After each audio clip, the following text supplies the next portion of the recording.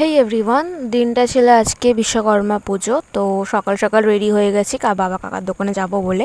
তো ডাইরেক্ট চলে এসেছি দোকানে। তো বাবার দোকানে মা কাজ করছে, মা ফল কাটছে, কিছুক্ষণ পরে দিদাও আসবে মাকে হেল্প করার জন্য। আর আমি এসেছি কাকার দোকানে, এই যে কাকি আর কাকা জল তুলছে। কাকার দোকানের গোছগাছটা আমি করেছি ছোটো থেকে, আর এখনও তাই করি। তো এই যে আমাদের বিশ্বকর্মা ঠাকুর, আর এই যে একদম ডাইরেক্ট চলে এসেছি ঠাকুরের মণ্ডপে। বাবার দোকানের পুজো হয়ে গেছে, তারপর বাবার দোকানের পুজোর পরেই আমার কাকার দোকানে আসে পুজো করতে একই ঠাকুরমশাই। আমাদের সকালবেলা পুজো হয় 6টার দিকে, 6টা সাড়ে 6টা এরকম টাইমে আমাদের পুজোটা হয়। তো ঠাকুরমশাই এখন পুজো করছেন, আর আমার ভাই গেম খেলছে, কাকা গল্প করছে, কাজ করছে। আর তার ফাঁকে আমি একটুখানি রিলস করে নিচ্ছিলাম আর কাকিকে নিয়ে। কাকির নতুন বিয়ে হয়েছে কাকার, তো তার জন্য কাকি প্রসিজারটা জানে না যে কিভাবে গোছগাছ করতে হয় কি না হয়। তো আমি করি এখনও পর্যন্ত।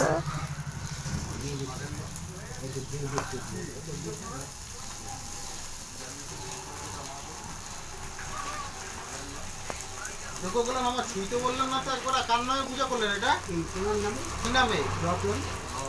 বলে দিয়েছি, মুখস্থ হয়ে গেছে নাকি? অগ্নিষ্টং সমুদ্রং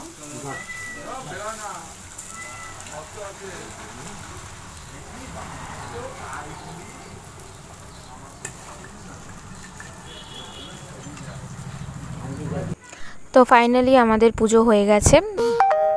আমার গাড়িটা একটু পুজো দিয়ে দেন, করে দেন, করে দেন, করে দেন। আরে 2 মিনিট লাগবে, দোকানের পাশে সেটা সম্পূর্ণ ভালো তো করে দেন। আপনার কথা বলেছে ওই জন্য পয়সা দিয়ে দেবে। পয়সার জন্য না, তাহলে একটু 2 মিনিটে এরকম একটু করে দিয়ে ওরা সব করে রেডি করে রেখেছে, আপনি খালি শান্তির জলটা দিয়ে ঠাকুরমশাই এখন কাকার গাড়ি পুজো করছে। আর বাবা তখন রিকোয়েস্ট করছিল যদি উনি যাতে বাবার দোকানের পাশে একজন আছে যে গাড়ি পুজো করবে সেটা করে দিতে। কাকার দোকানে পুজো হওয়ার পর আমি যাচ্ছিলাম বাবার দোকানে, যে বাবারও পুজো হয়ে গেছে বললাম না, দিদা এসে, তো দিদা এসে মাকে হেল্প করে, ফল টল কেটে দেয়। তো এটা হচ্ছে আমাদের ঠাকুর, আমার বাবার দোকানের ঠাকুর, আমাদের পিতলের ঠাকুর, তাই জন্য আমাদের ঠাকুরের মুখ দেখা যাচ্ছে না। তো আমি আবার রিটার্ন চলে এসেছি কাকার দোকানে, বাবার দোকানে প্রসাদ খেয়ে এসেছি, উপোস ভঙ্গ করে এসেছি।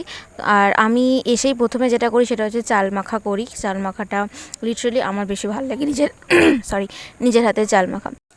তাহলে বাকি কাজটা কমপ্লিট করি। আর কাজ করতে করতে একটা দিয়ে দিলাম কলগেট স্মাইল, কারণ আমার কাকি ভিডিও করছিল আর ও বলছিল টাকা, তো আমিও চাল মাখা করার পর আমি ডাইরেক্ট চলে এসেছি বাড়িতে। মানে মাঝখানের প্রসাদ দেওয়াটার আমি শ্যুট করিনি, কারণ বিজি হয়ে পড়েছিলাম।